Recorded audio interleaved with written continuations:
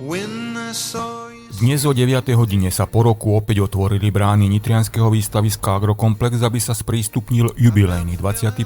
ročník medzinárodného veľtrhu nábytku, bytových doplnkov, dizajnu a architektúry Nábytok a bývanie 2015. Tento veľtrh patrí medzi najväčšie stredo- a východoeurópske nábytkárske výstavné podujatia. Vystavovatelia obsadili všetky výstavné haly a ponúkajú to najlepšie zo svojho tovaru. Ak potrebujete kúpiť nábytok alebo sa nechať inšpirovať najnovšími trendami v oblasti nábytkového dizajnu, rozhodne si nenechajte ujsť jedinečnú príležitosť konfrontácie niekoľkých stoviek výrobcov nábytku a bytových doplnkov na jednom mieste. Organizátori veľtrhu pripravili pre vás aj hodnotný bonus. Každá zakúpená výstavná vstupenka je žrebovateľná. Ak bude šťastie na vašej strane, môžete si z nitrianskeho veľtrhu odniesť zariadenie do dvojizbového bytu, sedaciu súpravu, kancelárskú zostavu či kuchynský stôl so stoličkami. A ešte niečo. Každý deň počas celého veľtrhu prebiehajú vo výstavisku odborné prednášky, semináre a diskusie, ale aj zábavný sprievodný program pre laickú verejnosť. Tento rok podobne ako v lani očakávame až 60 000 návštevníkov a medzi nimi radi privítame aj vás.